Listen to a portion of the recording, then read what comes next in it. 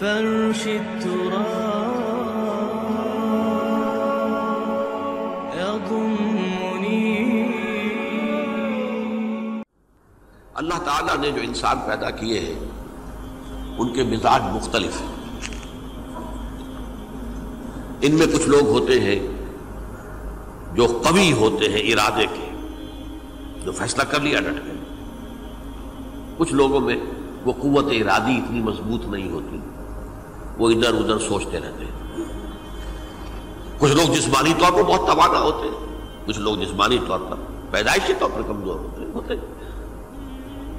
تو اگر کوئی قوت ارادی کمزور رکھنے والا شخص ہے، وہ بھی تو اللہ کی تخلیق ہے، اللہ کا بندہ ہے. خطاؤں کا ظہور ہو جاتا ہے، توبہ کرتا ہے، پھر کچھ عرصے کے بعد پھر خطا کا ظہور ہو جاتا ہے، پھر توبہ کرتا ہے. تو ہم تو یہ سمجھیں گے کہ ایک حد کے بعد پھر اس کی توبہ قبول نہیں ہونی چاہیے. لیکن حدیث سنیے. وعن ابی ہریرہ رضی اللہ تعالی عنہ قال قال رسول اللہ صلی اللہ علیہ وسلم ان عبدا اذنب ذنبا، یقیناً ایک بندہ جو ہے وہ ایک گناہ کرتا ہے. فقال، پھر وہ کہتا ہے رب، اے میرے پروردگار، اذنبت فاغفر لی، مجھ سے گناہ ہو گیا ہے، مجھے معاف فرما دے. فقال ربہ، تو پروردگار یہ کہتا ہے اعلم عبدی ان لہ ربا یغفر الذنب ویأخذ بہ، میرا یہ بندہ یہ جانتا ہے کہ اس کا ایک رب ہے جو گناہ معاف بھی کر سکتا ہے اور سزا دے بھی سکتا ہے. کیا معنی ہوئے؟ گناہ اس نے کیا ہے لیکن جانتا ہے اللہ کو کہ وہ معاف بھی فرما سکتا ہے، تبھی تو وہ اللہ سے معافی کی درخواست کر رہا ہے. اس کے اس جاننے کی بنیاد پر، اس کے اس علم کی بنیاد پر، اس کے اس ایمان کی بنیاد پر فرمایا غفرت لعبدی، میں نے اپنے بندے کو معاف کر دیا. ثم مکث ما شاء اللہ، پھر وقت گزرا جتنا کہ اللہ نے چاہا. ثم اذنب ذنبا، پھر اس سے گناہ ہو گیا. فقال رب اذنبت ذنبا فاغفر، پھر کہتا ہے پروردگار مجھ سے گناہ ہو گیا، پھر مجھے معاف فرما دے. فقال ربہ، اللہ فرماتا ہے عالم عبدی ان لہ ربا یغفر الذنب ویأخذ بہ، میرا بندہ ہے نا جو جانتا ہے کہ اس کا ایک رب ہے، ایمان باللہ اس کے اندر ہے، تبھی تو پکار رہا ہے. اور یہ بھی جانتا ہے کہ وہ گناہ معاف بھی کر سکتا ہے اور چاہے تو پکڑ بھی سکتا ہے، سزا بھی دے سکتا ہے. تو فرمایا، اللہ تعالیٰ فرماتے ہیں میں نے فرمایا کہ میں نے معاف کر دیا. ثم مکث ما شاء اللہ، پھر ایک عرصہ گزرا اس کے بعد. ثم اذنب ذنبا، پھر اس نے گناہ کیا. قال رب اذنبت ذنبا آخر، اس نے کہا پروردگار میں نے تو پھر ایک اور گناہ کر دیا، فاغفر لی، مجھے بخش دے. فقال اعلم عبدی ان لہ ربا یغفر الذنب ویأخذ بہ، میرا بندہ جانتا ہے نا کہ اس کا ایک رب ہے جسے وہ پکار رہا ہے، کہ وہ جانتا ہے کہ اسے اختیار حاصل ہے کہ چاہے تو بخش دے اور چاہے تو پکڑ لے. اس کے اس علم، اس ایمان کی بنیاد پر میں نے اسے معاف کر دیا. ایک اور حدیث، میں نے چونکہ اس گفتگو کے لیے ان احادیث کا تفحص کیا ہے، یہ تو بہت ہیں حدیثیں، میں نے ان میں سے کچھ چنی ہیں.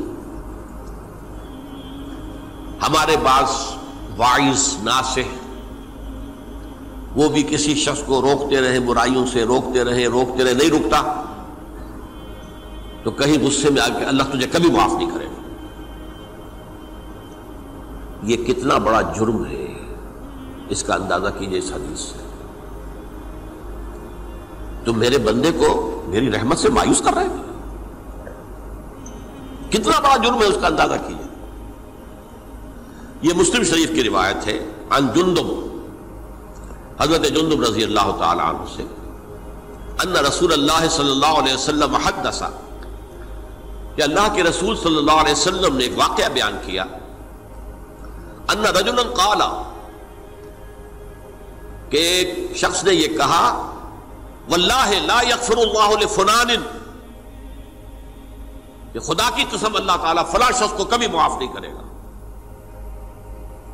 وَأَنَّ اللَّهَ تَعَالَى قَالَ، اس پر اللہ تعالیٰ نے یہ فرمایا، مَنْ ذَا الَّذِي يَتَعَلَّىٰ عَلَيَّ، یہ کون ہے جو میرے اوپر حکومت کرنے والا آ گیا، جو میری طرف سے حکم لگا رہا کہ میں کبھی معاف نہیں کروں گا. مَنْ ذَا الَّذِي، کون ہے وہ شخص، الَّذِي يَتَعَلَّىٰ عَلَيَّ انی لا اغفر لفلان، کہ میں فلاں شخص کو کبھی معاف نہیں کروں گا. قد غفرت لفلان، اس کو تو میں نے معاف کر دیا. وَأَحْبَطْتُ عَمَلَهُ، اس شخص کے تمام اعمال میں نے ضائع کر دیے کہ تم نے میرے بندے کو مایوس کیا. یہ ہے جرم کی انکار. تو توبہ کی دعوت دیتے رہو، توبہ کے لیے لوگوں کو آمادہ کرتے رہو، توبہ جو ہے اس کے لیے ترغیب دیتے رہو. اللہ تعالیٰ معاف فرمانے والا. اب آخری حدیث سنا رہا ہوں، یہ تو بہت ہی عجیب حدیث ہے اور متفق علیہ، یہ بخاری اور مسلم دونوں میں. حضرت ابو سعید الخدری رضی اللہ تعالی عنہ جو ہے وہ اس کے راوی ہیں. حضور نے فرمایا، کانا فی من کانا قبلکم رجل قتل 99 نفسا، تم سے پہلے جو امت تھی بنی اسرائیل، گویا کہ ان کا ذکر ہے، اس میں ایک آدمی ایسا تھا جس نے 99 قتل کیے تھے. اب آپ اندازہ کیجئے کتنا بڑا گناہ کبیرہ ہے قتل.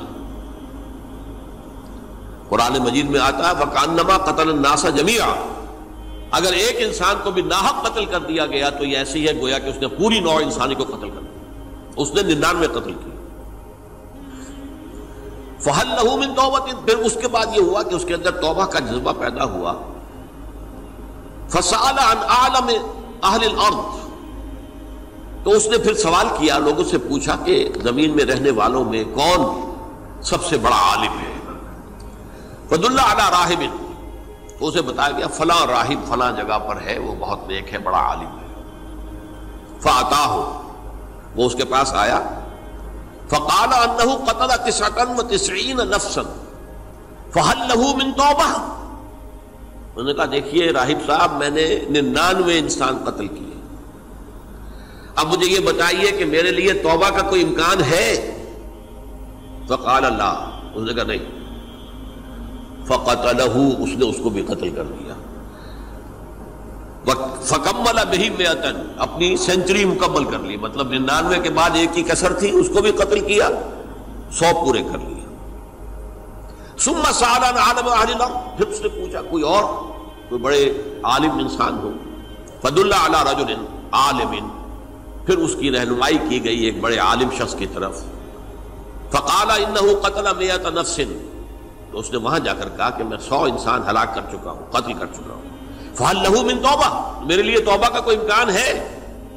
فَقَالَ نَعَمْ، کہا کیوں نہیں، 100 قتل کیے تب بھی کیا ہے، توبہ کا راستہ دروازہ کھلا ہوا. مَا لَمْ يُغَرْغِرْ، جب تک کہ وہ گھنگرو نہیں بج رہا، اس وقت تک تمہارے توبہ کا دروازہ کھلا ہوا ہے. فرمایا نعم، وَمَن يَحُولُ بَيْنَهُ وَبَيْنَ التَّوْبَةِ، تمہاری توبہ کے درمیان اور تمہارے درمیان کون حائل ہو سکتا ہے؟ توبہ کا دروازہ کھلا ہے. لیکن ساتھ ہی کہا انطلق الی ارض کذا و کذا، اب تم ایسے کرو جہاں تم رہتے ہو وہاں نہ جاؤ واپس، وہاں کا ماحول اچھا نہیں ہے، معاشرہ اچھا نہیں ہے، ہو سکتا ہے کہ تم توبہ پر قائم نہ رہ سکو، تم فلاں جگہ چلے جاؤ، وہاں اچھے لوگ آباد ہیں، ان میں جا کر رہو. فإن بها اناس یعبدون اللہ تعالی، وہاں ایسے لوگ آباد ہیں جو اللہ کی بندگی کرتے ہیں. فاعبد اللہ معہم، تو تم ان کے ساتھ مل کر اللہ کی بندگی اور پرستش کرو. ولا ترجع الی ارضک، اپنی زمین کی طرف اپنے وطن میں واپس بن جاؤ. فإنها ارض سوء، وہ بری جگہ ہے. فانطلقا، تو وہ چل پڑا، ہجرت کر رہا ہے، اس جگہ جا رہا ہے جہاں کا راہب نے بتایا تھا. حتی اذا نصف الطریق، جب آدھا راستہ اس نے پورا کر لیا، اتاہ الموت، موت آ گئی. فاختصمت فیہ ملائکۃ الرحمت و ملائکۃ العذاب، اب وہ جہنم کے فرشتے بھی آ گئے اس کی جان قبض کرنے کو، اور جنت کے بھی آ گئے. فقالت ملائکۃ الرحمہ، رحمت والے جو فرشتے ہیں جنت والے، انہوں نے کہا جا تائبا مقبلا بقلبہ اللہ تعالی، یہ شخص توبہ کر کے اللہ تعالیٰ کی طرف ہجرت کر رہا تھا، اس لیے اس کی نیت کی بنیاد پر اب یہ جنتی ہے، لہذا اس کی روح ہم قبض کریں۔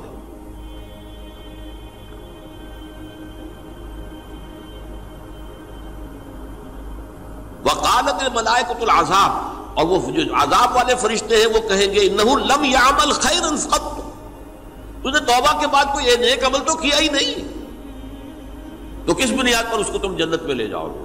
اس کو تو دوزخ میں جانا چاہیے۔ فاتاہ ملک فی صورت آدمی، تو ان کے پاس اللہ نے ایک اور فرشتے کو بھیج دیا آدمی انسانی شکل کے اندر، فجعلوہ بینہم، تو ان فرشتوں نے کہا بھائی ہمارا فیصلہ کرا دو، اس کی روح ہم لینا چاہتے ہیں یا ہم لینا چاہتے ہیں؟ انہیں حکم بنا لیا۔ فقال قیسوا ما بین الارضین فإلی ایتہما کان اقرب، کہ تم فاصلہ ناپ لو جہاں سے وہ چلا ہے اور جہاں جا رہا تھا اور یہاں اس کی موت ہو رہی ہے، تو کون سا فاصلہ زیادہ ہے؟ جب ناپا گیا، بلکہ ایک حدیث میں آتا ہے کہ اس پر اللہ نے زمین کو جو ہے حکم دے دیا، ایک طرف والی زمین تو سکڑ جا، دوسری والی جو ہے تو پھیل جا، تاکہ وہ جو جدھر جو جا رہا تھا وہ زیادہ قریب ہو جائے بنسبت اس کے کہ جہاں سے وہ چلا تھا۔ تو اس فیصلے پر پھر جو فرشتے تھے، جو کہ رحمت کے فرشتے تھے، وہ اس بندے کو لے گئے جنت کے اندر۔ یہ ہے توبہ کی عظمت اور اس کی